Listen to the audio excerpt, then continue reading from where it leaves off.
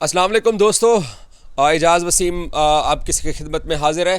Pakistan cricket team ने कल chairman PCB के साथ मुलाकात की और इस मुलाकात की कुछ अंदरूनी कहानी मैं आपको बताता हूँ। आपको बहुत सारी चीज़ें पढ़ने को मिलती हैं, लेकिन बीबीएन स्पोर्ट्स आपको पता है कि आपको एक्चुअल जो सिचुएशन होती है, जो जो सूरत हाल होती है, वो मैं उससे आगाह करता हूँ। नंबर एक, शाहीन के साथ चेयरमैन पीसीबी मोहसिन नकवी की अलहदगी में कोई मुलाकात नहीं हुई। नंबर दो, शाहीन को पाकिस्तान क्रिकेट बोर्ड ने कोई कंपनसेट नहीं किया जो प्रेस रिलीज के जुमलों के ऊपर एहतजाज जो शाहीन की तरफ से। अब ना शाहीन ने खुद ट्वीट किया, ना शाहीन ने कोई वीडियो स्टेटमेंट दी। पाकिस्तान के एक अखबार ने, एक वेबसाइट ने यह ज़रूर लिखा कि शाहीन ने ट्वीट बना कर रखा हुआ था, तो क्रिकेट बोर्ड ने मना किया कि आप ट्वीट को जो है वो पब्लिक मत कीजिए। लेकिन क्योंकि आपको भी मालूम है कि शाहीन के हवाले से अगर कोई ख़बर चलनी होगी तो वो कहाँ से चलेगी, वो बरास्ता शायद खान अफरीदी चलेगी। तो वो पाकिस्तान के मीडिया के अंदर जो शाहीन को बुरा लगा स्टेटमेंट के अंदर, और उसमें जुमला क्या था कि बाबर आजम का मैं एहतराम करता हूँ। बहरहाल मोहसिन नकवी पहुँचे, उन्होंने मुलाकात ज़रूर की पाकिस्तान की पूरी टीम के साथ, और उन्होंने बहुत सख्त किस्म का पैगाम दिया कि इस टीम के अंदर अगर ग्रुप बंदी, इस टीम के अंदर एक दूसरे के साथ मुनाफकत, एक दूसरे के खिलाफ साजिश, एक दूसरे के खिलाफ धड़ेबाजी अगर किसी ने बनाई तो वो पाकिस्तान की क्रिकेट टीम का भी हिस्सा नहीं होगा। और अगर इस बार ऐसा कुछ हो गया कि कोई ग्रुप बंदी बन गई या कोई किसी के खिलाफ साजिशें कर रहा होगा या कोई अंदर की जो चीज़ें होती हैं उनको अपने हक में बाहर मीडिया में फ़्लोट करना या साबिक़ क्रिकेटर्स में फ़्लोट करना, वो टीवी पे बैठ के बात करें, अगर ऐसे आसार दिखाई दे दिए गए इस बार, तो वो प्लेयर पाकिस्तान की टीम का, जब तक ये मौजूदा क्रिकेट बोर्ड का सेटअप है, वो दोबारा हिस्सा नहीं बनने वाला। क्रिकेट बोर्ड ने सख्त पैगाम दिया है। हमारे यहाँ मीडिया तो ये प्रटेंड कर रहा था, हमारे यहाँ लोग तो ये कह रहे थे कि जी शाहीन को बुरा लगा है, प्रेस रिलीज उससे पूछे बगैर बनाई गई है, तो मोहसिन नकवी भाग के जनाब वो जा रहे हैं बच्चे के सर पे हाथ रखने के लिए। ना उन्होंने बच्चे के सर पे हाथ रखा, उल्टा उन्होंने सख्त पैगाम दिया कि हमने जो फैसले करने थे हमने वो कर दिए हैं। और क्योंकि ये सख्त पैगाम देने के लिए भी सुलझे हुए जुमले और अल्फाज होते हैं, ऐसा नहीं होता कि कुछ छोटी पकड़ के डंडा पकड़ के उनको बोला गया है। बहरहाल क्रिकेट बोर्ड ने ये क्लियर कट मैसेज दे दिया है कि बाबर आजम कप्तान है, सबको उसके पीछे खड़ा होना है।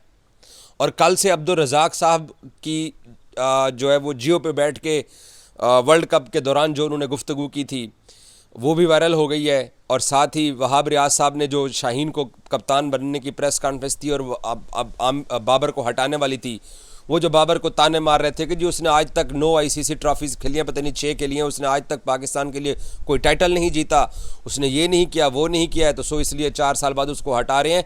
उसकी भी वीडियो अब दोबारा से ना क्रिकेट फैंस ने वायरल कर दी है।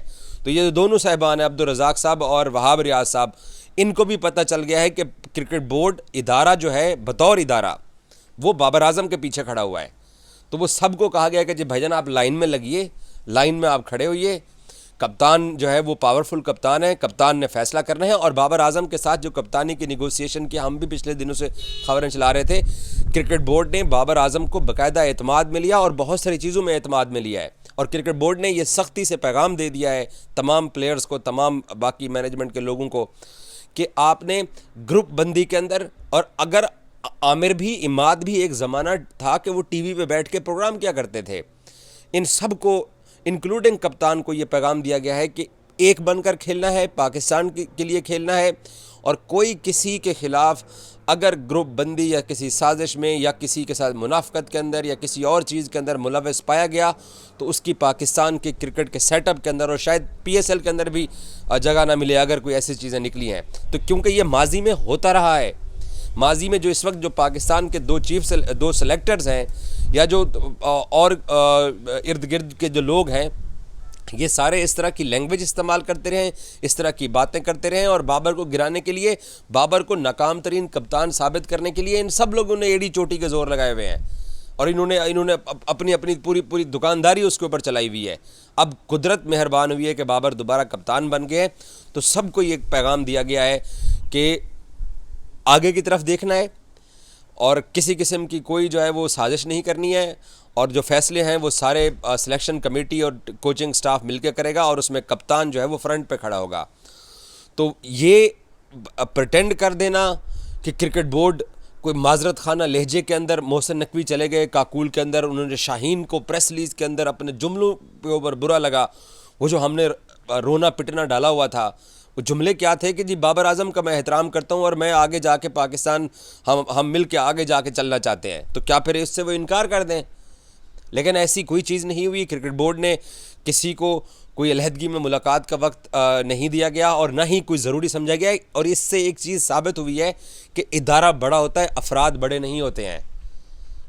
शाहीन अफरीदी को भी पैगाम मिल गया, बाबर आजम को भी पैगाम मिल गया, आमिर को, इमाद को और बाकी लोगों को, कि आप लोगों ने पाकिस्तान के लिए खेलना है और ये पाकिस्तान की टीम है। और ये जो बाहर बैठ के, मैं एशिया कप से लेकर अब तक बोलता चला आ रहा हूँ कि ये जो बाहर बैठे हुए हमारे कुछ साबिक क्रिकेटर्स हैं और कुछ जर्नलिस्ट हैं, ये जो पाकिस्तान क्रिकेट टीम का माहौल ख़राब करने के लिए ये जो माहौल बनाते हैं, उन सब को इसमें इस बार शिकस्त हुई है। और मेरी दुआ है, मेरी दिल से ख्वाहिश है कि पाकिस्तान क्रिकेट टीम के जो प्राइम फास्ट बॉलर हैं शाहीन शाह अफरीदी, ये जो प्रेस रिलीज़ के जुमलों वाली कंट्रोवर्सी के अंदर वो मुलविस हुए हैं या उनसे मंसूब की गई है, ना उन्होंने वजाहत की है ना क्रिकेट बोर्ड ने वजाहत की है, लेकिन पाकिस्तान के तमाम बड़े चैनल्स के ऊपर ब्रेकिंग न्यूज़ चली हैं और ज़िम्मेदार जर्नलिस्ट ने चली हैं। तो इसका मतलब है कि उन्होंने एहतजाज किया होगा, उन्होंने इस बात का शिकवा किया होगा कहीं ना कहीं।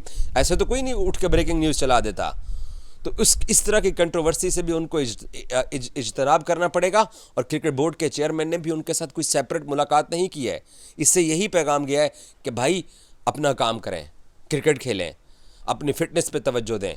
और इस तरह के मामलात के अंदर अगर आप पढ़ेंगे तो आप अपना ही नुकसान करेंगे। शाहीन पाकिस्तान का, बिलीव कीजिए, एक सुपरस्टार फास्ट बॉलर गो के परफॉर्मेंस अप्स एंड डाउन सबकी परफॉर्मेंसेज में होते हैं, लेकिन वो जिस तरह के वो तनाज़ों के अंदर वो पड़े हैं, या जिस तरीके से उसको जिस तरह का करैक्टर रखने वाले लोग शाहीन के ऊपर आके बात करते हैं या उसको बाबर के साथ जोड़ने की कोशिश करते हैं या बाबर और उसकी आपस में रिफ्ट पे बात करते हैं, वो जिस तरह के साबिक क्रिकेटर्स हैं या जिस तरह के वो जर्नलिस्ट हैं, वो जो ये जो सारा कुछ करते हैं, उससे शाहीन की, पाकिस्तान की क्रिकेट की फ़ैन फॉलोइंग के अंदर साख डैमेज हुई है।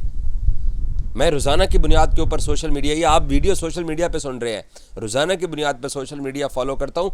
शाहीन की साख को नुकसान पहुँचा है और उसकी साख को नुकसान पहुँचाने वाले उसके बज़ाहिर उसके खैर खा जो लोग हैं, उन्होंने इस तरह का माहौल बनाया। उसको प्रेस रिलीज़ के जुमलों के ऊपर अगर एतराज़ भी था तो वो बात मीडिया में नहीं जानी चाहिए थी। बारास्ता शाहिद अफरीदी या बारास्ता ख़ुद शाहीन शाह अफरीदी, वो हरगिज़ नहीं जानी चाहिए थी। क्रिकेट बोर्ड ने उसको बिल्कुल भी अकामोडेट नहीं किया, उसके उस एहतजाज को। ना पीसीबी ने उसके ऊपर कोई मौक़िफ़ दिया, ना ही कोई शाहीन के साथ अलग मुलाकात करके क्रिकेट बोर्ड ने कहा नहीं बच्चे हमसे गलती हो गई है। ऐसी कोई क्रिकेट बोर्ड ने इसके ऊपर मौक़िफ़ इख्तियार नहीं किया है ऑफिशली, अब तक हमें कोई नहीं है। काकूल के अंदर बाज़ जर्नलिस्ट ने ये स्टोरीज़ की हैं कि काकूल के अंदर कि शायद कुछ ऐसा हुआ है कि कोई इसके ऊपर बात हुई है, लेकिन पब्लिकली खामोशी है, क्योंकि शाहीन का जो एहतजाज था वो पाकिस्तान के तमाम टीवी चैनल्स के ऊपर चला है। पाकिस्तान क्रिकेट बोर्ड के जो लोग हैं, कम से कम अब उनको शाहीन को भी समझाना चाहिए, और जो शाहीन के इर्द गिर्द के लोग हैं उनको भी, कि यार आप पाकिस्तान के सबसे बड़े सुपरस्टार बॉलर हो, किन चक्रों में पड़ गए हो आप, इससे निकलो और पाकिस्तान की क्रिकेट आगे बहुत पड़ी हुई है और उस क्रिकेट का हिस्सा बनो और पाकिस्तान की टीम को मैचेस जितवाओ। और वो कर सकता है ये। अब ये भूलना पड़ेगा, मैंने 3 दिन पहले भी एक बात बोली थी कि ये भूलना पड़ेगा कि 1 हफ्ते के कप्तान रहने वाले की अभी तो हाथों की मेहंदी खुश्क नहीं हुई थी कि दुल्हन का सुहाग उजड़ गया।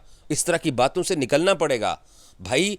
मैं फिर कह रहा हूँ कि ज़का अशरफ के गलत फैसले को मोहसिन नकवी ने मुअत्तल किया है। बाबर आजम को हटाने का फैसला ही गलत था।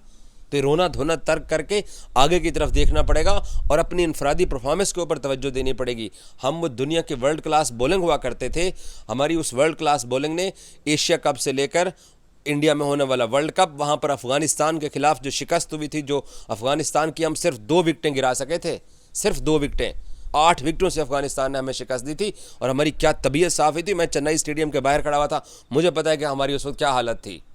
हमें आगे बढ़ना चाहिए और पाकिस्तान की क्रिकेट टीम जो कि जिन मसाइल का शिकार है उनको मौजूदा इंतज़ामिया अगर ठीक कर रही है, तो ये इर्द गिर्द के लोग उठ के नाराज़गियाँ, एहतजाज, इन सब चीज़ों से अवॉइड करना पड़ेगा।